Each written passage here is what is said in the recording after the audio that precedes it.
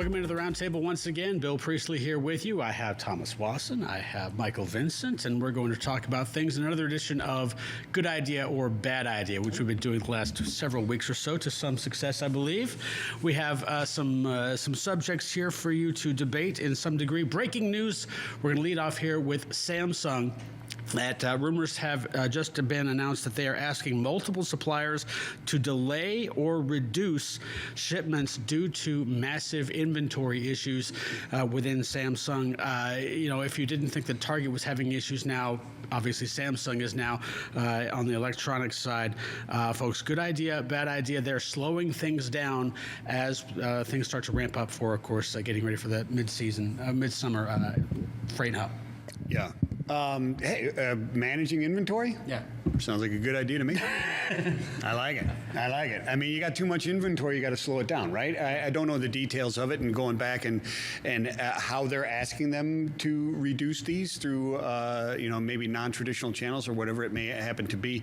I don't know the details of that. But yeah, absolutely. I mean, you got to slow this stuff down. Now it explains why every day I get a call saying, hey, we'll give you $800 for your Samsung phone as long as the battery's not damaged. I mean, it's not up to anymore. It's straight up $800. Wow. For an old phone. I'm not getting that phone yet. Get that phone call yet. You're not? I'm not getting that phone call yet. Maybe I'm just special. They just want whatever's on my phone. It could be maybe it's You've been targeted. Maybe it's the law. It could be the FBI. We'd like to see what's in your phone, Mr. Vincent. That's it. Mr. Watson. Well, I think it's the only idea for Samsung right now. When we talk about chips, they do not beget themselves. You need chips to make chips. And Samsung earlier had mentioned they're having problems for the next generation of chips because, drum roll, they don't have the chips to design the chips to make the chips. I kid you not, this is the truth. They need, in order to make these smaller nanometer composite blah blah blah technical terms, they have to have specialty tooled machines to do that, and there's not enough chips available to make those. So just like this Kafka situation, they're being forced to. I'm going to go with the only idea available because TMC and Samsung are the only two largest ones that are able to make these highly advanced chips, and the issue they're running into is now they've played themselves. So yeah, this is a situation where sadly it is the only idea available to them because the chip shortages are finally hitting the chip makers themselves. We've come full circle, folks. It's going to be interesting to see how they handle the situation here on out. Let's take a look at our next subject. Refinery production was down it was up from 2010 to 2020, but from 2020 to 2022, it was down partly because of COVID, partly because of other things as a couple of refineries came offline. In one respect, possibly some might say a good idea because we're trying to get off fossil fuels. Others might say this is an extremely bad idea because we don't have enough fossil fuels to get off of them right now. Good idea, bad idea? I'll start with you, Mr. Wilson. I'm going to go with contrarian take, a bad idea. Now, everyone's going to say, but Thomas, what about the baby seals and the killer whales? Well, I will tell you, my friends, if you want to transition off a hydrocarbon-based supply chain and energy source, you still need the hydrocarbons while you transition. And so there's been a lot of pressure with climate change activists as well in parts of the US and EU that have literally been trying to shut down these plants. Very noble of you, my friends, but unfortunately now we're having rampant energy prices, inflationary pressures, and we no longer have the refining capacity because due to COVID, some of the refiners shut down. The last new refiner, I think there was something that we published, was from 1977 in terms of refinery capabilities. So it's hard to literally pull them back online. I'm going to say it's a bad idea because in order to successfully transition, one thing you cannot do is literally create an environment where you cannot innovate and then you have this rampant runaway, fuel increases. At the end of the day, the economy is about incentives. And if you can't control your energy prices, you're not going to go very far. Sir? Yeah, I don't disagree with what Thomas is saying as far as being able to control your energy prices and it being a matter of security and to your economy and to the nation itself, right?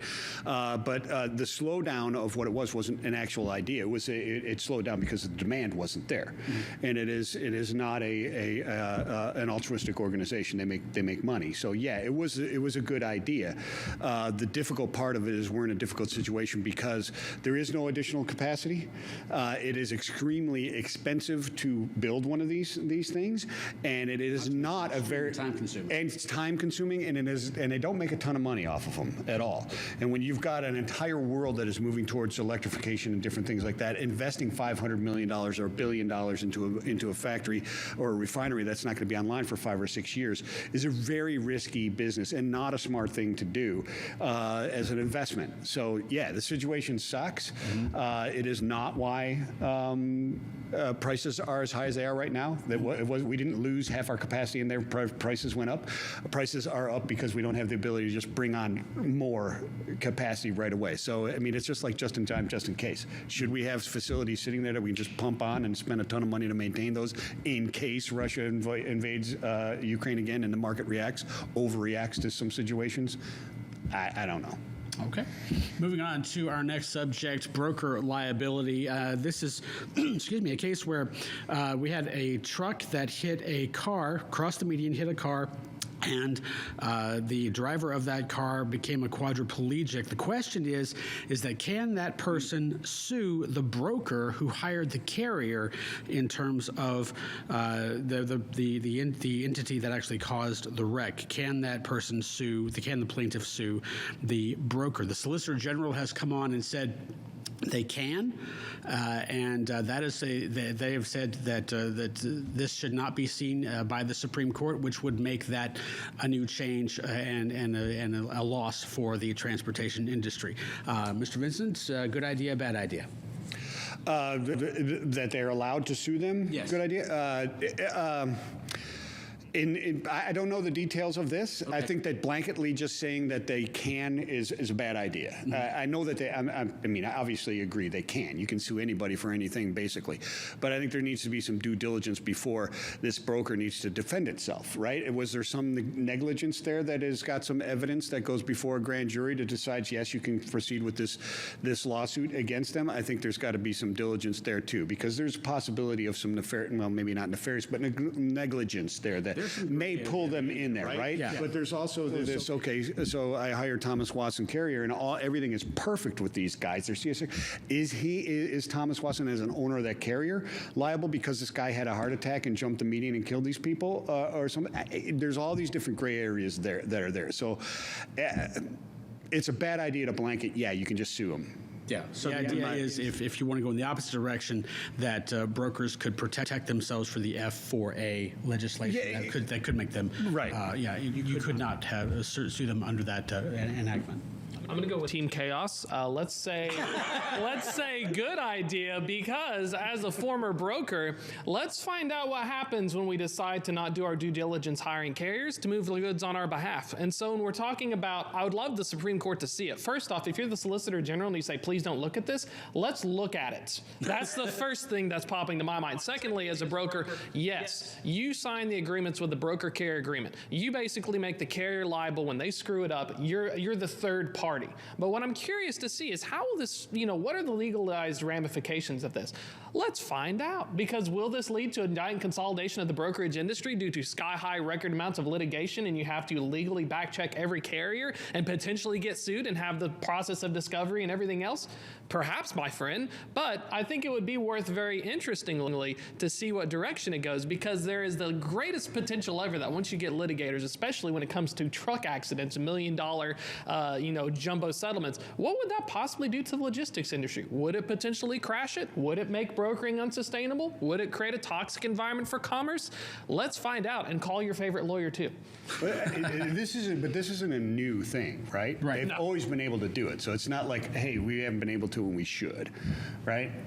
And I'm not saying against going for the truth. What I'm saying is that they're going to have to spend millions of dollars in legal fees for something that to prove that they did the right thing. I think there should be some diligence there to say, no, they're not liable for this. It's a legal version of moving up the value chain to find more people to potentially milk money. Exactly, and I'm against that. Okay. Going for deep pockets is not the way. Point number 4, quickly. Gravitas Carburetura is a new company that has decided to attack the landfill problem in the country, and they say that they can get rid of a great deal of what we're seeing in our nation's landfills. It's a zero-fill system that diverts trash and turning those materials into sellable, useful materials, as well as capturing the carbons and turning them into biofuels. In other words, half of this is basically they're calling themselves trees.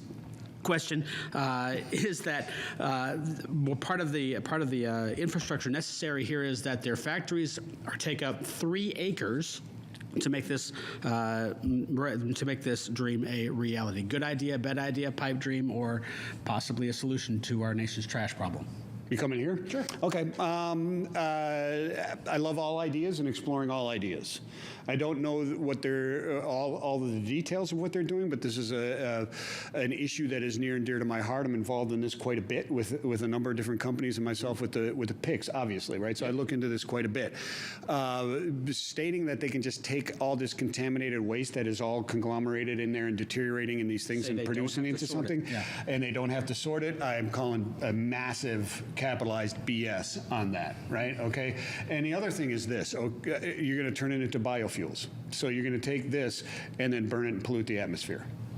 Well, they say they can capture it. And then do what with it? I'm saying I don't know. I think it's a great idea to try and explore. I'm not so sure that they can do what they say that Quickly, they can sir. do. Well, we already do it. We're basically putting the equivalent of something on top of the smokestack. So I guess already doing idea. And so the question is, yeah, we can carbon capture. We can put some on top of it to get all the filtrates. But how do you turn that into a liquid? We're just burning garbage, people. Yeah, that's all they're doing. They're incinerating is what they're doing, and they're claiming they can do it. Yeah.